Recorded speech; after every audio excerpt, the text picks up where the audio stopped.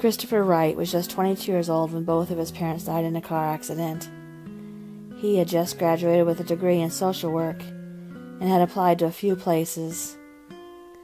But when his parents passed, he began working part-time as a dishwasher and a greasy spoon. He liked it because it allowed him to spend most of his time in bed or on the couch watching HGTV. He'd already learned how simple changes can look like big-buck remodels to help sell your house faster, and how to cook a delicious meal in under 30 minutes, and even how to refurbish old furniture found at garage sales. He finally quit the part-time job to live off the life insurance windfall instead and delved into the History Channel. He had picked up tips on how to pack as little as possible for a trip abroad and which houses were the most haunted in America, and he'd spent a ridiculous amount of time and energy wondering why the only person who ever saw the apparition was also the only person who wasn't having a camera. Shouldn't they invest in a GoPro to strap on that guy's head? He finally decided to be cynical and to think that probably weren't ghosts anyway. He also felt that he was up to par on Egyptian gods now, so there was that at least. He couldn't remember when the last time he combed his hair was, or when he'd showered. Last week, maybe. Right? I mean, it couldn't be more than a week, he thought to himself, as he picked up the phone to order as usual from the deli down the street that delivered. They'll never find my dead body under all the Ralph's deli boxes, he thought, as he looked around his apartment. He knew for certain that he hadn't cleaned since the funeral. The program was still on his coffee table. Lisa and Christopher Wright, survived by their only child, Christopher Jr. Both Lisa and Christopher Sr.'s parents had already passed. He was all alone in this world. His friends had slowly dropped off. Even the die-hard ones who told him that they'd always be there hadn't called in a couple of weeks, and why would they? He was a mess, both inside and out. His girlfriend hadn't been around in a couple weeks either. Was she still his girlfriend? He pondered. Probably not, he decided. He hung up the phone after deciding not to order and instead turned the TV to the Sci-Fi channel and fell asleep. He was awakened by the sound of an email alert. He hadn't gotten an email in a week, so it startled him at first. He slowly reached over to pick up his phone to read the email. Dear Mr. Wright, I am contacting you from Mount Cello Retirement Community. We received your application and, after much searching, have come to the conclusion that you are the right candidate for the social worker position. If you are still interested, please come to Mount Cello at 8 a.m. on Monday morning to discuss the details. Sincerely, Patty Sinclair. Christopher didn't remember applying at Mount Cello and was actually surprised to hear back from anyone. He hadn't really tried selling himself in those applications. It had been mainly his father's idea so that he could start repaying the school loans. He decided that he'd go on Monday to see about the position as a courtesy, and if he didn't like it, he could always afford, for now, to come back to his couch. Christopher walked to the doors of Mount Cello shortly before 8 a.m. on Monday and was immediately impressed. It was impeccable. The wood floors, beautiful. The dark wood cabinets and closets, the paint was a lovely shade of gray. There were plenty of live plants. The door handles were all brushed nickel.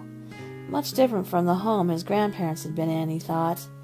Theirs had ratty linoleum with tears, which caused his grandfather's walker to stop suddenly, sometimes sending the old man falling to his knees. They'd had plastic tables. The carpet was green and orange and at least 40 years old. The walls painted with whatever color of green that had been the cheapest at some box store. No, this was lovely and comfortable, he thought. A woman approached him. "Hello, boy," she said to him, but he was caught up in thought and hadn't heard her. "Boy?" she asked. "Oh, "Hello, I'm sorry. Are you looking for someone?" she asked him. She was quite lovely for her age, he noticed, well dressed. Her skin had not many wrinkles, her hair long past her shoulders, with hints of fiery red mixed with the silver.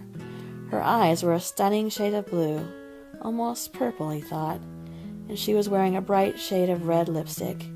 He figured that if she wasn't married, she was probably not lonely either.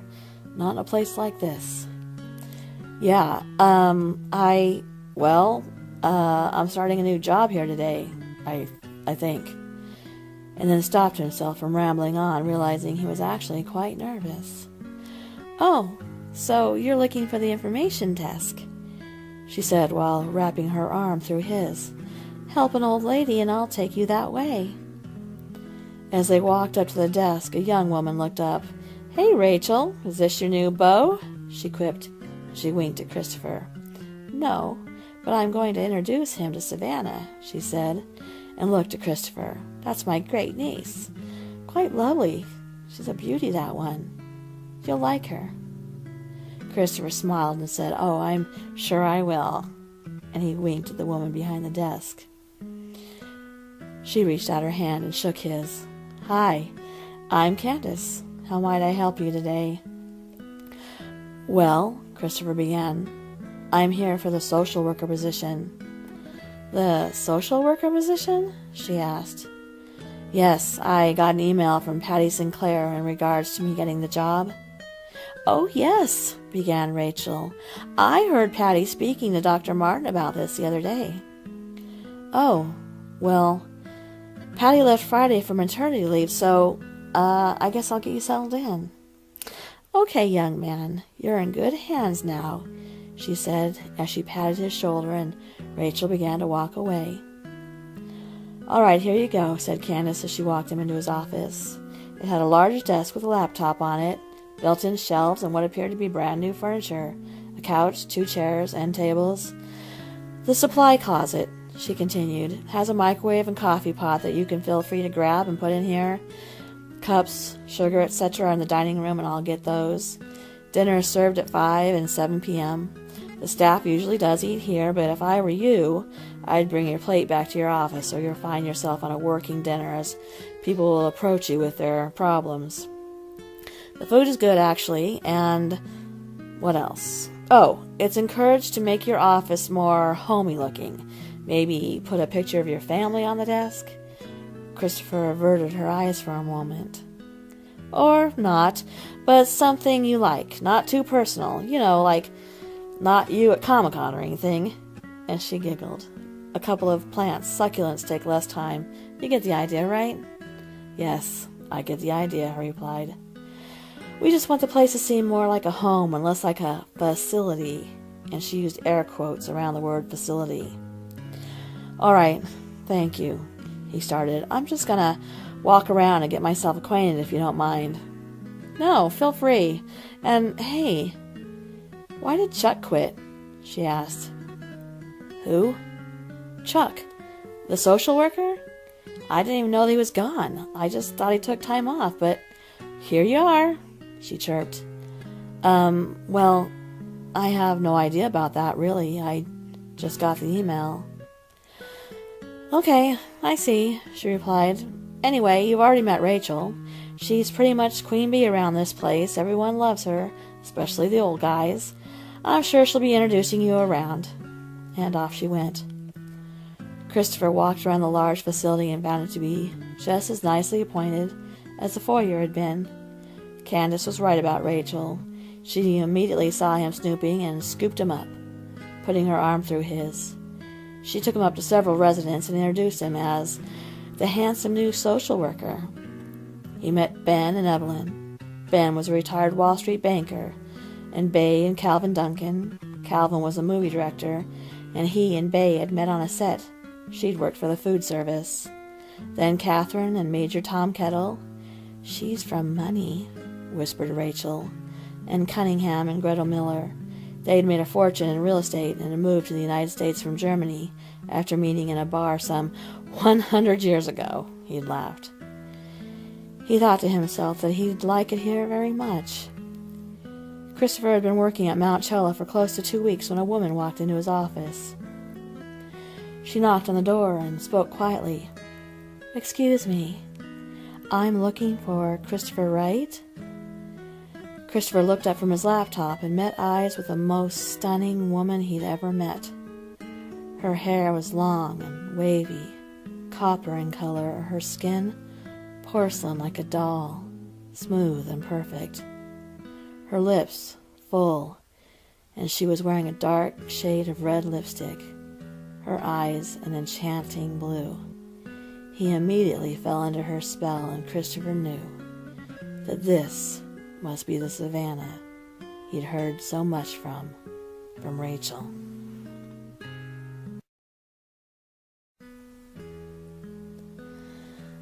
"Hello," he started. "Yes, that's me. I'm Christopher Wright." Jeez, he thought to himself, that was embarrassing. "How can I help you?" "I'm Savannah Klein. My aunt is Rachel Klein. Are you familiar?" she asked. "Yes, oh yes, of course I am. She's quite the lovely lady. She's taken great care in making me feel very welcome here." "Yes, that sounds about right," she said. "May I sit down?" she asked Christopher, and he motioned her over to one of the overstuffed chairs as he stood up to sit on the other one. "Is something wrong, Miss Klein?" he asked. "Oh, no, nothing at all. I just wanted to drop by and meet you. I like to get to know all the staff, see, and I'm very close to my aunt and take my responsibilities as her caregiver quite seriously." "Oh, well, yes, that's wonderful. I like to see as much family involvement as possible. It's best for the health and happiness of the residents here at Mount Cella." Oh my God. Seriously, he thought, you just sounded like an infomercial, and a really bad one at that. "I'm glad to hear that you share my concerns that my aunt is happy and well cared for then. Now, I'm going to give you my card. If there's anything at all that she needs or concerns you have, you'll call me, correct?" "Absolutely," he responded, "but so far as I can tell, she seems quite well." "Yes, I hope so. I usually come once or twice per week, but recently I've been away." She hesitated for a moment, picking up some items that Rachel has requested. "She insisted, though, that we get acquainted, and now I can see why." Her eyes were so beautiful, thought Christopher. He was trying very hard not to stare too much, or to just watch her lovely lips moving as she spoke. "Thank you, I think," he said, and awkwardly laughed. "Mr. Wright," she began. "Please," he stopped her. "Call me Christopher." "Okay, Christopher. My aunt wishes for you to join us for tea on Wednesday. Do you think you'd be able to do that, say, about 3 in the afternoon?" "Well, I'd have to check my calendar," he began. "Stupid. No matter what is on the calendar, you're going to have tea with this beautiful woman." She was staring at him intently, almost as though she could hear his thoughts. She smiled a bit. "On second thought, I can just change any plans or appointments. I'll be there." "Good," she said, as she stood up and tossed her hair just a tad, looking at him sideways a bit. "I'll be sure and let her know. See you then." And as she walked out, Christopher could swear that he smelled the faint smell of lilac. Christopher had been looking forward to the tea on Wednesday as he was going about his days. On Tuesday, his ex-girlfriend came into Mount Cella looking for him. Of course, Rachel had immediately glommed onto her and was chatting her up as she led Rose into his office. There was a knock on his door, and Christopher looked up to see both women standing there. "Oh, hey there," he said to Rose as he fumbled with the papers on his desk. I wasn't expecting you." Rachel broke in. "That's what I told her, sweetie, that you're a busy young man, and perhaps there'd be a better time." Rachel trailed off, but Christopher was pretty sure that there was a quick look of irritation that went across her face. "No, it's okay, Rachel. Thank you for showing her in," he said, as if to dismiss the old woman. Rachel stood her ground, and Christopher was confused by this reaction. Was she being protective? Nosy? "Is there anything else you need, Rachel?" Christopher asked as Rose took a seat on the couch. Not many of the residents used the couch. He guessed it was because sitting on the couch suggested that he could sit next to them, and they subconsciously knew this, and always took a chair. Rachel took notice of this too, and her porcelain cheeks flashed red. "No, Christopher. Thank you for asking, though," she said sweetly, her voice seemingly arguing with her physical reaction. "Please don't forget our tea tomorrow," she went on, turning to Rose. "This darling young man is having tea with me and my beauty of a grandniece, Savannah. She is lovely, wouldn't you say, Christopher?" She turned her eyes to him. They were open wide, and her dress made the blue particularly stand out. Yes, ma'am, she is," said Christopher, trying to be as casual-sounding as possible. Finally he said, "Well, if you'll excuse us, Rachel, and I'll look forward to our tea together." Rachel turned to leave, fixing her dress, running her hands through her hair. She closed the door after her, and again Christopher caught the scent of lilacs. When Rose left Christopher's office, he was visibly shaken. He walked her to her car as Rachel watched from her apartment window. They hugged, but to Rachel's eyes it didn't look as though it was terribly warm. Christopher's face seemed to be frozen in one expression. She couldn't quite make out what it was. And as he turned to go back into the facility, he caught her, out of the corner of his eye, watching him, but he didn't look up. On Wednesday afternoon, Savannah came floating into his office. Her sundress, made from a light fabric, was trailing behind her. Her hair tumbled over her shoulders, and there was one loose curl at her temple. Her cheeks were flushed, and her eyes looked like deep pools of blue water. She was absolutely beautiful, stunning. "Hello, Christopher," she said, looking down just a bit, so she had to lift her eyes up at an almost indistinguishable angle. It made her eyelashes look long and like butterfly wings, and he felt entranced by her. "Hello, Savannah," he replied, breaking his gaze and looking back at his computer. She moved closer, and the scent of lilacs grew stronger. "My aunt says she's ready any time you are," she smiled, her lips red, her teeth white and perfectly straight. "Are you ready?" she asked softly. She seemed to be intentionally trying to catch and keep his gaze, and Christopher couldn't help but let her. He wasn't ready yet, but felt compelled to stop what he was doing and tell her that he was able to come now. But he still had some very important paperwork to finish. "Sure, I'll come now. This can wait," came from his lips, and he stood up and motioned for her to go before him. As they got into the hallway, she wrapped her arm through his in the exact same manner that her aunt always does, but this time he felt warm inside and thought that he might be blushing as he looked down at his shoes. "Tell me," she started, "do you have a girlfriend?" For some reason he felt comfortable having this conversation with her and began, "No. Well, no. Actually, I did, but... Well, you know how sometimes people say it's complicated? I guess that's what I'd say as well." "I don't understand," she said as they got into the elevator. "Well, no, I don't have a girlfriend. I did, but she got tired of waiting for me to, as she said, snap out of it. I was having a difficult time." "Oh," said Savannah, looking down, but she could see the corner of her mouth turned up in a slight smile. "I am sorry to hear that," he chuckled. "Oh, are you? Well, I know your aunt wouldn't be." And Savannah laughed a bit. "This is true. I hope she doesn't bother you too much," she replied as they were walking up to Rachel's doorway. "No, not at all. In fact, she's been very kind to help me get comfortable working here." Before they knocked, Rachel briskly opened the door. "Hello! What a lovely couple you two would make," she said. "Auntie, now stop it," teased Savannah.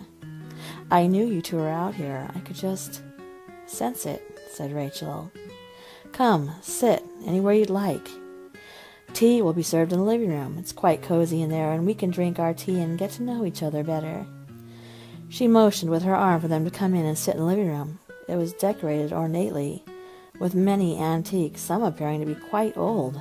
Her furniture overstuffed with hand-carved oak accenting the tables, matching the curvature of the oak-carved on the arms of the chairs. "Your home is lovely," stated Christopher. "Thank you, young man. My niece here seems to think it's a bit much." Savannah smiled curtly. "No, Auntie, I think it's a bit too cluttered with all the antiques you display." "My dear Savannah, those antiques are your heritage, my dear.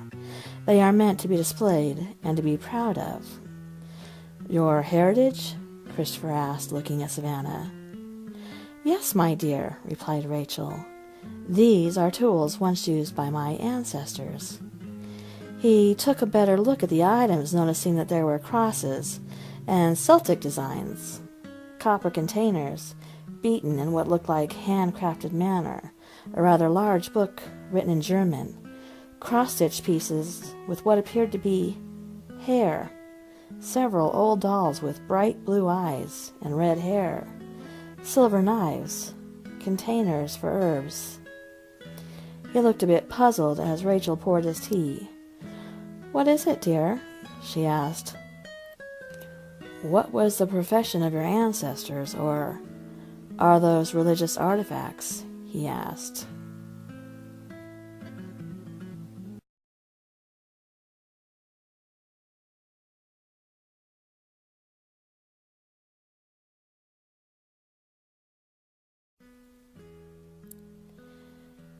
Savannah began.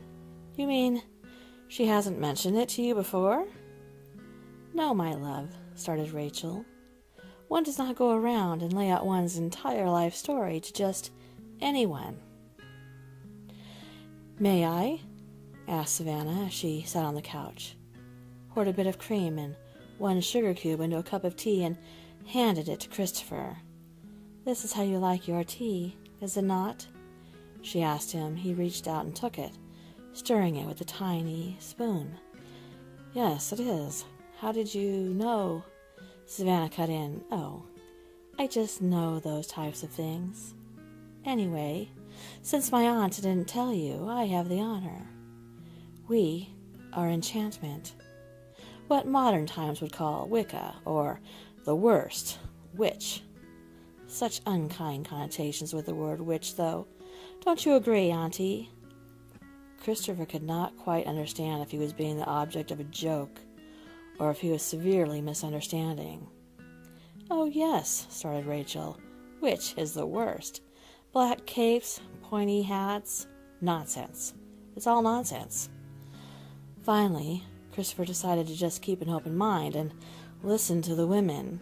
Savannah handed him a cookie, and as she did, he could smell the strong scent of lilac. He was feeling warm and lazy. Rachel continued. "Are you quite okay, my dear?" she asked Christopher. "Yes, I'm fine, I suppose, a little confused."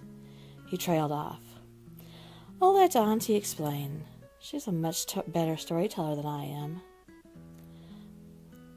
"You see, dear, many centuries ago, my people were midwives.